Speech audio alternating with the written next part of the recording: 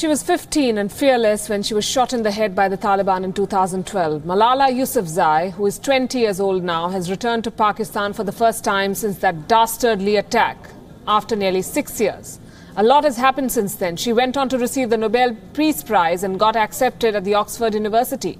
Tonight, let's listen to her emotional message to her countrymen and women, a heartbreaking homecoming of the world's youngest Nobel Prize winner, the girl who lived to tell her story. मैं बहुत ज़्यादा खुश हूँ कि 5.5 साल के बाद मैंने फिर अपने वतन, अपनी मिट्टी पर कदम रखे।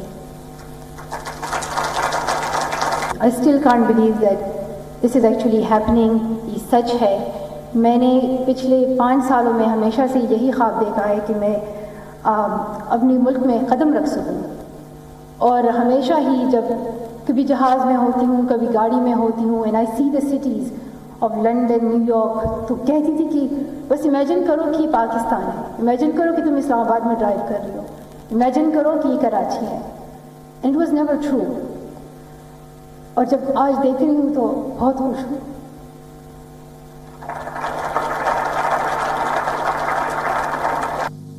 मैं ज़्यादा रोती नहीं हूँ, बस आज पता नहीं क्योंकि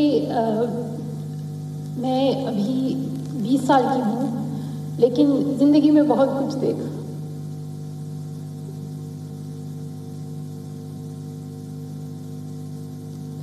From growing up in Swat Valley, इतना खूबसूरत इलाका था, to then seeing extremism and terrorism in 2007 till 2009, and then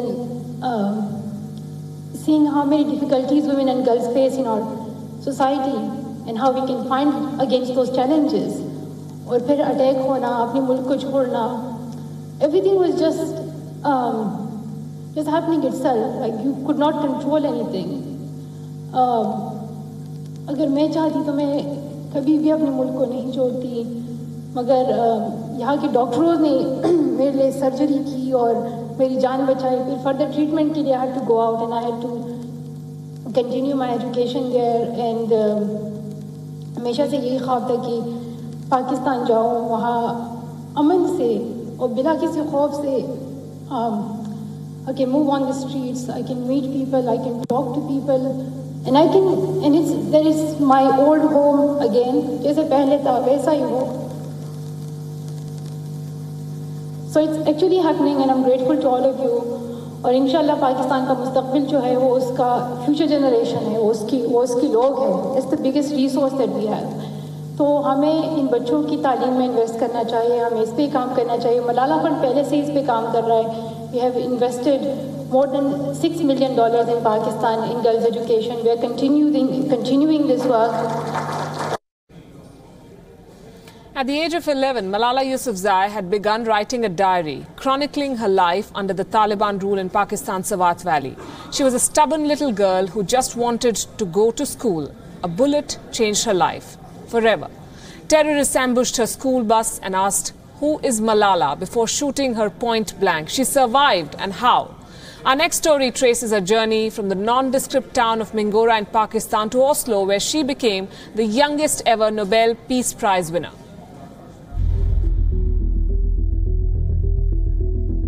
9th October 2012.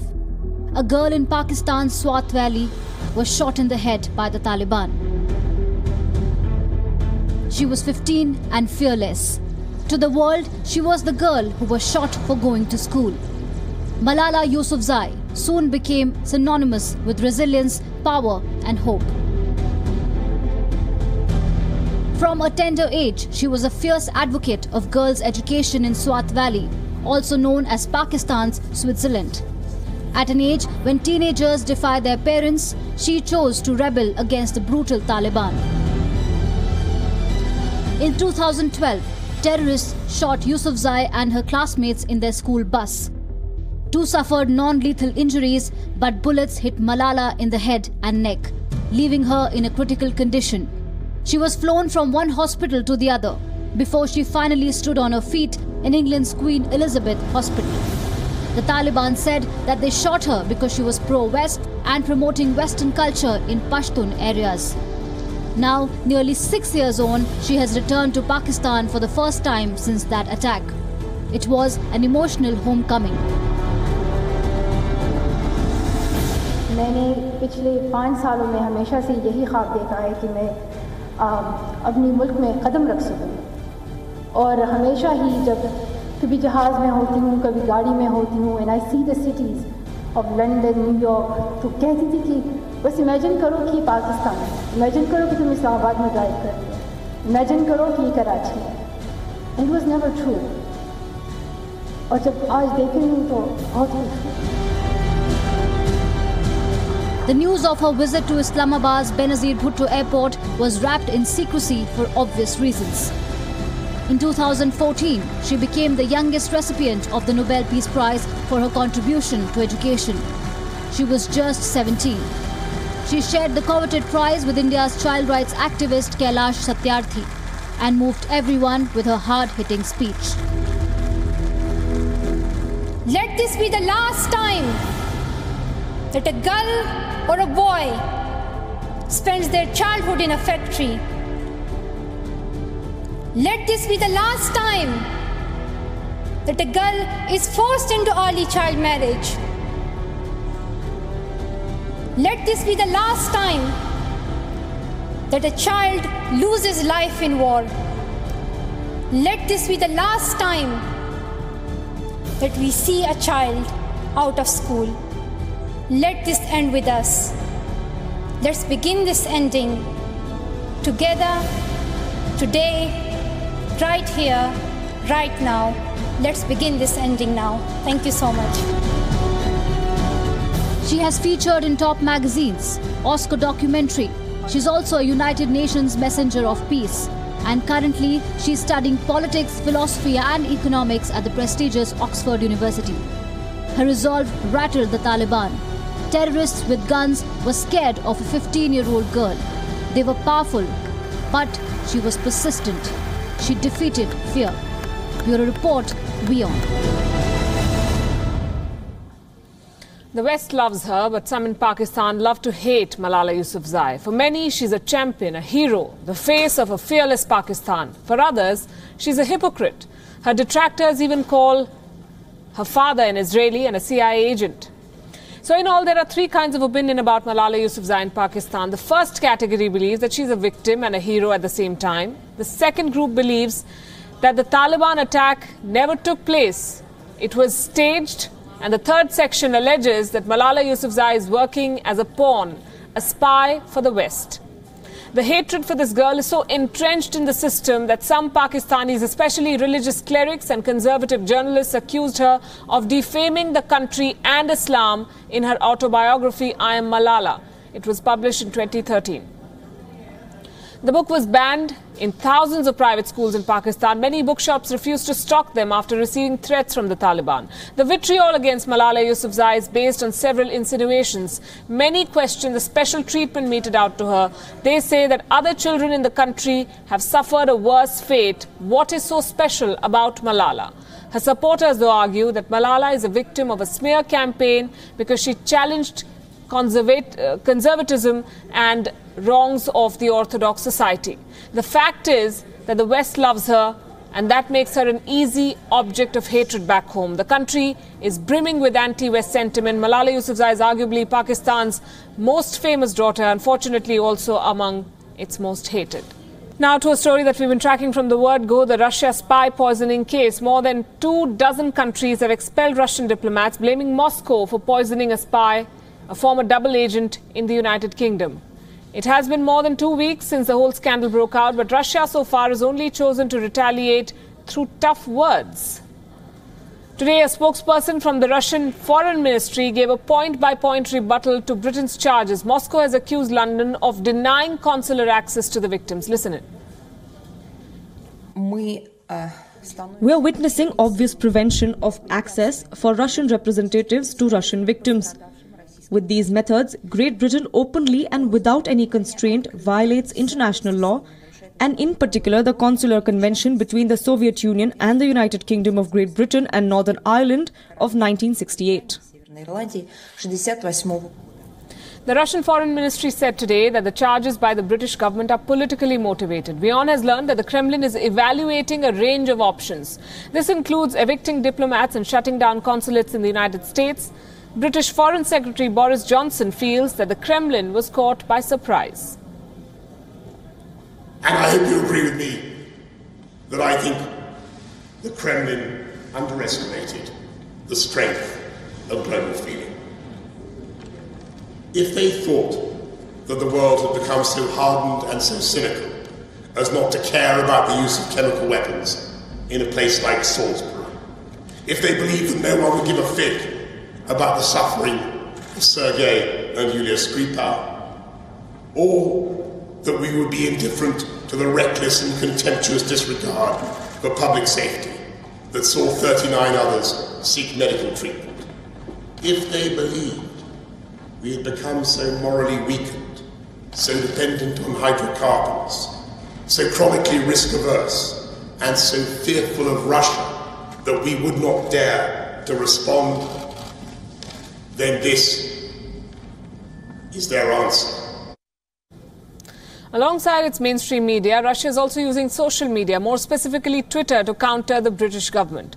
The Russian embassy's account has published several tweets claiming that the UK government's version is not supported by any facts. One tweet even accused the British Army of sponsoring a media campaign against Russia for a jump in its yearly funding.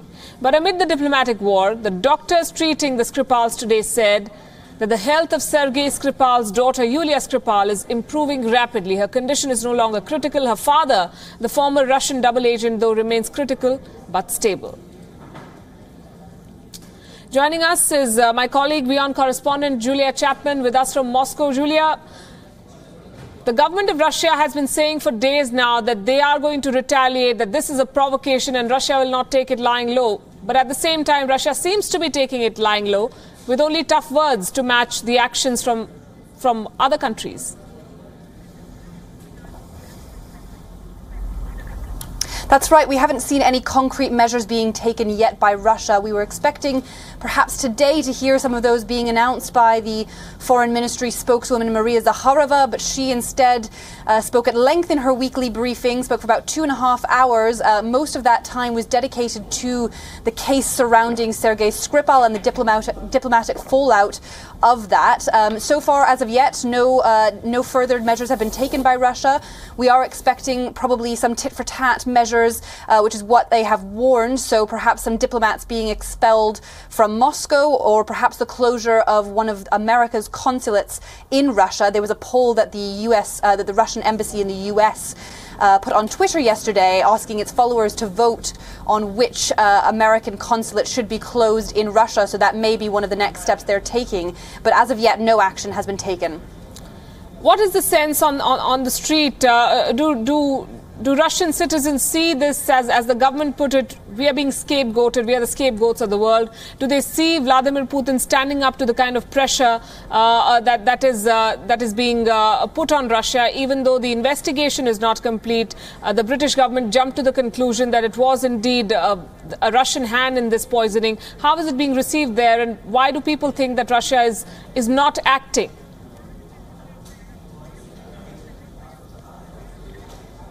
That's definitely right. They do certainly see a sense that Britain jumped to conclusions with their investigation. Britain says that it has carried out its own tests on the nerve agent that was used in the poisoning of the double agent, the Russian double agent, and his daughter Yulia. It says that it was a Novichok nerve agent which was developed by the Soviet Union, but the Organization for the Protection of Chemical Weapons is also going to be carrying out its own independent analysis. So the view from Russia is that actually, yes, they have jumped to conclusions and they're pointing the finger at Russia prematurely. Maria Zakharova definitely alluded to that today. She said that the UK was putting pressure on its allies around the world and that the US was helping it to do so. And that's why many of these smaller countries have come out to expel Russian diplomats as well. But certainly the word on the street is that people are feeling that Russia is being blamed unfairly and that it's part of a disinformation campaign against Russia, a Russophobic move, as they call it.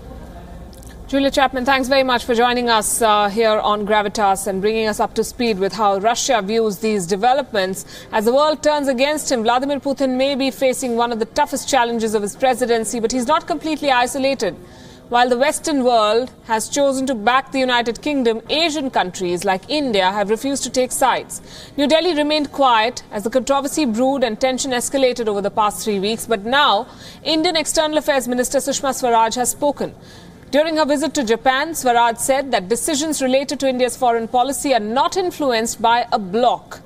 She said that India's interests are paramount for its foreign policy. Listen in. America ने कहा DPRK में embassies बंद हो जानी चाहिए, तो हमने कहा नहीं, हमारी अपनी स्वतंत्र नीति है। अगर आपको कल कोई बातचीत भी करनी है तो कोई तो चैनल होना चाहिए बात करने का। हम एम्बेसी बंद नहीं करेंगे। अभी भी रशियन डिप्लोमेट्स निकाले जा रहे हैं, लेकिन भारत जब भी अपनी नीति तय करता है, मूल मंत्र है राष्ट्रहित सर्वोपरि। हम किसी से बंधे नहीं हैं, किसी को सामने रख करके अपनी नीति तय नहीं करते। India isn't beholden to anyone, she says. Russia and the West have always had a turbulent relationship. Tensions between Russia and the West escalated since fighting broke out in Ukraine 4 years back. Since then, each side has accused the other of hypocrisy and interference. But India has no dog in this fight. It has followed a policy of non-alignment in the past, and now it follows the principle of pragmatic idealism, if you will. Essentially meaning we shall do what's in our best interest. India and Russia have built a relationship on the basis of mutual interest and respect. Last year, the two sides marked 70 years of diplomatic relations with a successful summit in Russia. The Modi-Putin meeting last year led to an agreement for 2 more nuclear reactors at Kudankulam in Tamil Nadu. India and Russia have worked closely in the area of defense. With technology and expertise from Russia, India has been able to set up an indigenous nuclear submarine program. Moscow continues to back New Delhi's demand for reform at the United Nations, which also includes India's bid for a permanent seat at the United Nations Security Council. And the Kremlin has not shied away from publicly announcing its support for India's membership to the nuclear suppliers group. So it's understandable that India hasn't joined the bandwagon of nations expelling Russian diplomats. Now, the spy poisoning episode has had another interesting fallout. Donald Trump and Theresa May seem to have resolved their differences. United States and the United Kingdom seem to have joined hands against an old adversary, Russia. President Trump and Prime Minister May talked over the phone on Wednesday. A press release from the White House says that both leaders, quote-unquote, discussed the need to dismantle Russian spy networks. This comes amid heightened rhetoric between Moscow and the West. Washington has thrown its support behind the May government. But before the spy poisoning saga broke out, remember, both sides shared a rather bitter relationship. Last year, President Trump decided to postpone his visit to the UK. This was after British lawmakers opposed the visit. The opposition was sparked by Trump's comments about the new US embassy in London. He described the project as a bad deal. President Trump has also had frequent run-ins on Twitter with London's Mayor Sadiq Khan. Both the British Prime Minister and Mr. Khan had slammed Trump for retweeting a tweet from a British far-right party.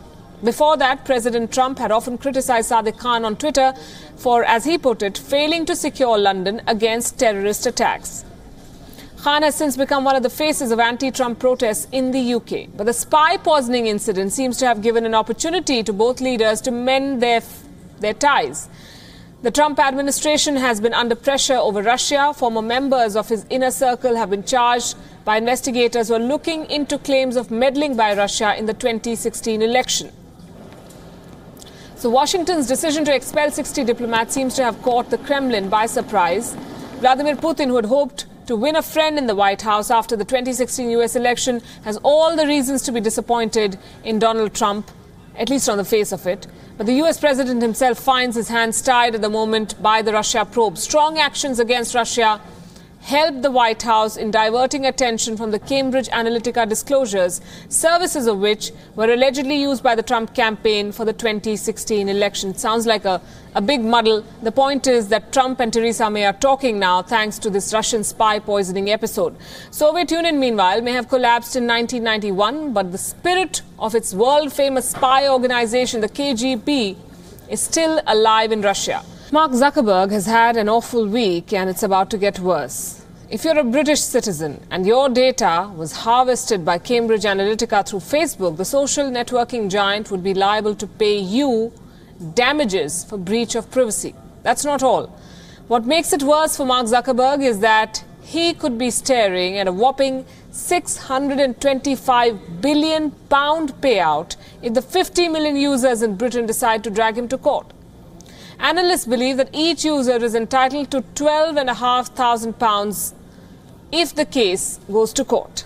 Every user can demand compensation from the tech giant for using their data without permission and causing them distress. If Facebook is indeed taken to court, it is staring at a payout it absolutely cannot afford. The company is worth only half of the projected £625 billion payout. But some experts believe that this is an exaggerated amount. Even so, the damage could lead Zuckerberg to break the bank. And even if this does not happen, if people do not go to court in such large numbers, not acting against Cambridge Analytica when Facebook had the chance to do so could prove to be an expensive affair for Mark Zuckerberg. And that's only in the West. But what about Facebook's biggest market, India?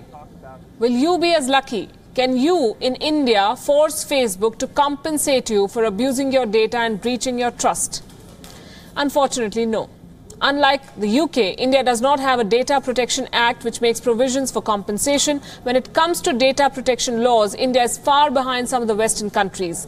India's IT Act is stringent, but it only deals with punishment and pulling up the perpetrator. It does not provide for any redressal in the form of compensation for the aggrieved party. The law applies to persons of other nationalities only if the crime involves a computer or network located in India, making its ambit very narrow. Your best bet, if you feel that you've been cheated, is then to delete Facebook.